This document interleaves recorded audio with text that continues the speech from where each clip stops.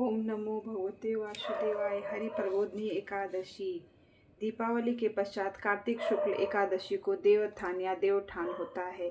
इस दिन सारे घर को लीप पोत कर साफ करना चाहिए। आंगन में खड़िया मिट्टी और गेरू से रंगोली काटनी चाहिए। आंगन के बीचों बीच या फिर एक ओखली में गेरू से चित्र बनाकर पूड़ी पकवान मिष्ठान भेड़ सिंगाड़े ऋतुफल और गहना उस स्थान पर रखकर एक परात अथवा डलिया में ढक दिया जाता है तथा एक दीपक भी जला दिया जाता है। रात्रि में परिवार के सभी सदस्य देवताओं की भगवान विष्णु सहित पूजा और भजन कीर्तन करते हैं। इसके साथ ही घड़ियाल बजाकर या थाली बजाकर इस प्रकार कहे, उठो देवा बैठो देवा आंगुरिया चटकाओ देवा। कुछ धार्मिक व्यक्ति देवोत्थान के दिन तुलसी और शालिग्राम के विवाह का आयोजन भी करते हैं। तुलसी के वृक्ष और शालिग्राम की यह शादी पूरे धूमधाम से उसी प्रकार की जाती है जिस प्रकार सामान्य कन्या का विवाह। जिन दंपतियों के कन्या नहीं है वे तुलसी का विवाह करके कन्यादान का पुण्य प्राप्त करते हैं। यह शास्त्रों की आज्ञा है। नारद जी ने जगत पिता ब्रह्मा जी से पूछा, हे पितामह, कार्तिक के शुक्ल पक्ष की एकादशी को भगवान विष्णु 4 मास के शयन के पश्चात उठते हैं। इस एकादशी का क्या नाम, व्रत विधान तथा महत्व है, कृपा पूर्वक बतलाइए। ब्रह्मा जी बोले, हे देव ऋषि नारद, इस एकादशी का नाम प्रबोधिनी एकादशी है। सभी पापों को हरने और पुण्य एवं मुक्तिदायिनी इस प्रबोधिनी एकादशी की महिमा अनंत है। पृथ्वी पर गंगा की प्रभुता और समुद्रों तथा तीर्थों का प्रभाव तभी तक रहता है जब तक कार्तिक की विष्णु प्रबोधिनी एकादशी तिथि नहीं आती। मनुष्य को जो फल एक बार अश्वमेघ और 100 राष्ट्रीय यज्ञों से मिलता है वही प्रबोधिनी एकादशी के व्रत से मिलता है। नारद जी कहने लगे, एक समय भोजन करने, रात्रि को भोजन करने तथा पूरे उपवास करने से क्या क्या फल मिलता है, सो मुझको समझाइए। ब्रह्मा जी बोले, हे पुत्र नारद, एक बार भोजन करने से 1 जन्म और रात्रि को भोजन करने से 2 जन्मों तथा पूरे दिन उपवास करने से 7 जन्मों के पाप नष्ट हो जाते हैं। जो वस्तु न मिल सके और दिखाई न दे सके वह भी हरि प्रबोधिनी एकादशी का व्रत करने से प्राप्त हो जाती है। सुमेरु और मंदाचल के समान भारी पाप तथा अनेकानेक पूर्व जन्मों के किए गए संपूर्ण पाप भी इसके व्रत के क्षण भर में नष्ट हो जाते हैं। विधि पूर्वक थोड़ा सा पुण्य कर्म भी बहुत फल देता है, परंतु विधि रहित चाहे अधिक किया जाए तो भी उसका फल कुछ नहीं मिलता। संध्या न करने वाले नास्तिक, वेद निरंतक, धर्मशास्त्रों को दूषित करने वाले, पाप कर्मों में रत, धोखा देने वाले, ये सब चंडाल के समान है। जो विधवा अथवा साध्वी ब्राह्मणी का भोग करता है उसका कुल नष्ट हो जाता है, पर स्त्रीगामी के संतान नहीं होती और उसके पुत्र जन्म से संचित श्रेष्ठ कर्म भी कष्ट हो जाते हैं। जो गुरु और ब्राह्मणों से अहंकार युक्त बात करता है वह भी धन और संतान से हीन होता है। भ्रष्टाचार करने वाले, चंडाली से भोग करने वाले, दुष्ट और नीच पुरुष की सेवा या संगति से प्राप्त हुए समस्त पाप भी हरि प्रबोधिनी एकादशी के व्रत से नष्ट हो जाते हैं। हे नारद, जो मनुष्य अपने मन में हरि प्रबोधिनी एकादशी व्रत करने का संकल्प मात्र करते हैं उनके 100 जन्मों के पाप नष्ट हो जाते हैं, और जो रात्रि जागरण करते हैं उनको आने वाली 10,000 पीढ़ियां स्वर्ग में जाती हैं। वे नरक के दुखों से छूटकर प्रसन्नता के साथ विष्णु लोक को जाते हैं। ब्रह्म हत्या आदि जैसे पाप भी इस व्रत के प्रभाव से नष्ट हो जाते हैं। जो फल समस्त तीर्थों में स्नान करने से प्राप्त होता है वही पुण्य इस एकादशी की रात्रि को जागरण करने से प्राप्त हो जाता है। उसी मनुष्य का जीवन सफल है जिसने इस एकादशी का व्रत किया है। ब्रह्मा जी ने आगे कहा, इस संसार में जितने भी तीर्थ हैं उन सबके स्नान दान आदि का फल इस व्रत से मिलता है। अतः और सब कर्मों को त्याग कर भगवान के प्रसन्नार्थ कार्तिक शुक्ल हरि प्रबोधिनी एकादशी का व्रत सभी को करना ही चाहिए। वही ज्ञानी, तपस्वी तथा जितेंद्रिय है और उसी को भोग तथा मोक्ष प्राप्त होता है जो हरि प्रबोधिनी एकादशी का व्रत करता है।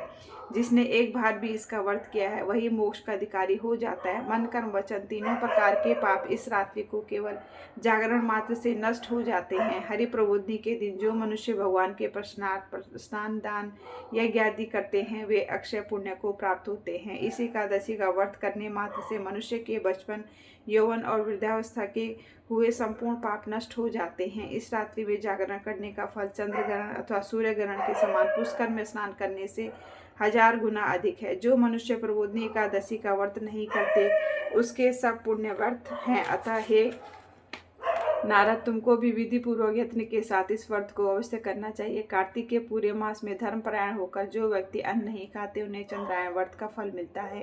हे देवर्षि नारद, अब मैं तुमसे एक अत्यंत गूढ़ रहस्य की बात करता हूँ। कार्तिक मास में भगवान दान आदि से उतने प्रसन्न नहीं होते जितने श्रद्धापूर्वक शास्त्रों की कथा सुनने से होते हैं।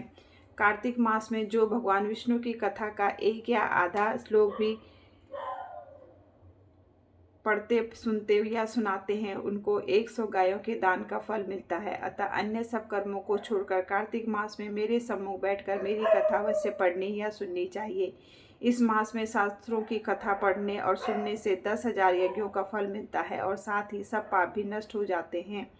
जो नियम पूर्वक हरि कथा सुनते हैं वे 1000 गोदान का फल पाते हैं। जो मनुष्य भगवान की कथा सुनने के पश्चात वाचक की अपनी सामर्थ्य अनुसार दक्षिणा देते हैं उनको सनातन लोक मिलता है। ब्रह्मा जी के ये वचन सुनकर नारद जी ने कहा, हे भगवान, हरि प्रबोधिनी एकादशी के व्रत की विधि तथा महात्म्य विस्तार पूर्वक समझा कर कहिए। ब्रह्मा जी कहने लगे, ब्रह्म मुहूर्त में जो घड़ी रात्रि शेष रहकर उठकर शौच आदि से निवृत्त होकर दंत दावन आदि करने नदी, तालाब, कुआं, बावड़ी या घर में ही जैसा भी संभव हो स्नान आदि करे, फिर भगवान की पूजा करके कथा सुने और व्रत का नियम ग्रहण करे।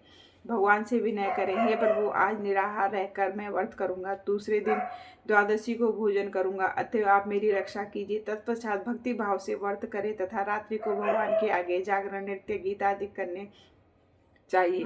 प्रबोधिनी एकादशी को कृपणता त्याग कर पुष्पों, फूलों, अगर धूप, दीप, नैवेद्य आदि से भगवान का पूजन करना चाहिए। शंख में जल भरकर भगवान को अर्घ्य देवे, उसका समस्त तीर्थों से करोड़ों गुना फल होता है। जो मनुष्य अगस्त्य के पुष्पों से भगवान का पूजन करते हैं उनके आगे इंद्र भी हाथ जोड़ता है। कार्तिक मास में बिल्वपत्र से भगवान का पूजन करने से मुक्ति प्राप्त होती है। कार्तिक मास में तुलसी से भगवान का पूजन करने वालों के 10,000 जन्मों के पाप नष्ट हो जाते हैं। तुलसी का दर्शन, स्पर्श, नमस्कार, स्तुति, रोपण, जल से सिंचन और प्रतिदिन पूजन तथा आरती करने व कथा सुनने वाले करोड़ों युग तक विष्णु लोक में निवास करते हैं। जो तुलसी का पौधा लगाते हैं उनके कुटुंब में उत्पन्न होने वाला प्रलय काल तक विष्णु लोक में निवास करते हैं। हे मुनि, रोपी हुई तुलसी जितनी जड़ों का विस्तार करती है उतनी 1000 युग पर्यंत तुलसी रोपण करने वाले को स्कृत का विस्तार होता है। जिस मनुष्य की रोपण की हुई तुलसी में जितनी शाखा, प्रशाखा, बीज व फल पृथ्वी पर बढ़ते हैं उसके उतने ही कुल 2000 कल्प तक विष्णु लोक में निवास करते हैं। हरि पूजा में पुष्पों के महत्व का वर्णन करते हैं। ब्रह्मा जी ने कहा, हे वत्स, जो कदम के पुष्पों से विष्णु जी का पूजन करते हैं वे कभी यमराज के दर्शन नहीं करते। गुलाबों के पुष्पों से भगवान का पूजन करने वाले को मुक्ति प्राप्त होती है। जो वकुल और अशोक के फूलों से भगवान का पूजन करते हैं वे सूर्य और चंद्रमा के रहित तक किसी प्रकार का शोक नहीं पाते। जो मनुष्य सफ़ेद तथा लाल कनेर के फूलों से भगवान का पूजन करते हैं उन पर भगवान अत्यंत प्रसन्न रहते हैं। वे करोड़ों गौओं के दान का फल पाते हैं। जो धूप से के अंकुरों से भगवान की पूजा करते हैं उन्हें 100 गुना फल प्राप्त होता है। जो समी के पत्र से अथवा चंपा के फूलों से भगवान का पूजन करते हैं वे मनुष्य फिर संसार में नहीं आते। जो मनुष्य केतकी पुष्प भगवान पर चढ़ाते हैं उनके करोड़ों जन्म के पाप नष्ट हो जाते हैं। पीले और लाल वर्ण के कमल पुष्पों से भगवान का पूजन करने वाले श्वेत द्वीप में निवास पाते हैं। प्रबोधिनी एकादशी की पूरी रात्रि को जागरण, पूजन और कथा कीर्तन के पश्चात प्रातः काल उठकर नदी पर जाएं और वहां स्नान, जप तथा नित्य कर्म करके घर पर आकर विधि विधान पूर्वक भगवान केशव का पूजन करें। द्वादशी को व्रत की समाप्ति पर विधान ब्राह्मणों को भोजन करावे और दक्षिणा देकर याचना करे। इसके पश्चात भोजन, गौ और दक्षिणा देकर गुरु का पूजन करे। जो वस्तु व्रत के छोड़ने का नियम किया हो वह ब्राह्मणों को पर्याप्त मात्रा में दे। हे नारद, रात्रि में भोजन करने वाला मनुष्य ब्राह्मणों को भोजन करावे और स्वर्ण रहित बैल का दान करे। जो मनुष्य मांसाहारी नहीं है वह गौ का दान करे। आंवले से स्नान करने वाले मनुष्य को दही और शहद का दान करना चाहिए। जो मनुष्य फलों का त्याग व फलों का दान करे, तेल तथा घृत छोड़ने पर दूध और अन्न छोड़ पर चावल का दान दिया जाता है। जो भूमि शयन का व्रत लेते हैं उनको सैया तथा तुलसी सब सामग्री सहित देनी चाहिए। पत्ते पर भोजन करने वाले को स्वर्ण का पत्ता घृत के सहित देना चाहिए। मौन व्रत धारण करने वाले को ब्राह्मण और ब्राह्मणी को मिठाई का भोजन कराना चाहिए। बाल रखने वाले दर्पण, जूता छोड़ने वाले को 1 जोड़ा जूता, लवण त्यागने वाले को शर्करा दान करनी चाहिए। मंदिर में दीप दीपक जलाने वाले को तथा नियम लेने वाले को व्रत की समाप्ति पर ताम्र अथवा स्वर्ण के पात्र में घृत की बत्ती रखकर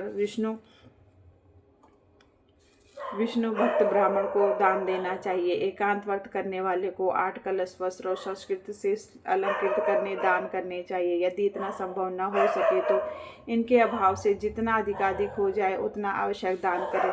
ब्राह्मणों का आशीर्वचन सब व्रतों की सिद्धि कर देने वाला है, अतः उन्हें सब प्रकार से संतुष्ट करके विदा करें। तत्पश्चात स्वयं भी भोजन करें और जिन वस्तुओं को चातुर्मास में छोड़ा है उन वस्तुओं का ग्रहण करने लगे।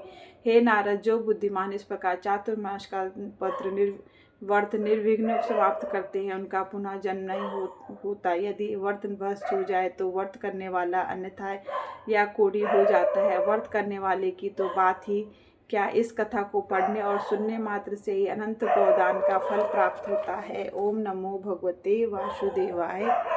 श्रीमन्नारायण।